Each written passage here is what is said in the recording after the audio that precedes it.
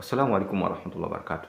Ndugu zangu, kwa wale ambao wenye kuwa na mitihani mbalimbali, mimi naombeni nikupeni sura za kuweza kuangamiza kila aina ya uchawi kwenye mwili wako.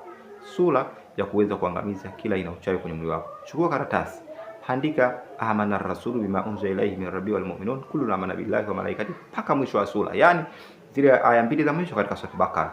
Kisha andika ayat kursiyu pale chini yake. Baada ya kuandika ayat kursiyu, chukua andika aya 3 za mwisho katika surati Buruj.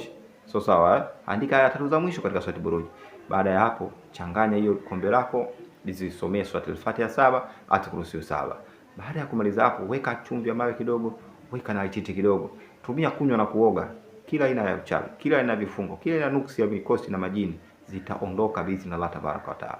Usikose na vitabu vyangu, vipo vitabu vya matarasimu, vitabu vya Qur'ani, vya mitishamba na baadhi ya mambo mengine. Vitabu vingi utapata kwa shilingi 10,000 tu na vitabu vingine 15,000 na vitabu vyetu sasa hivi vipo karibu 20 na 24, naongeza ukavipata hata 22 biidhnillah. Vile ambavyo vitapatikana utavipata. Lakini usisahau kusubscribe na Nurdin TV na kufuatilia baadhi ya masomo mengine makubwa. Afwa minkum.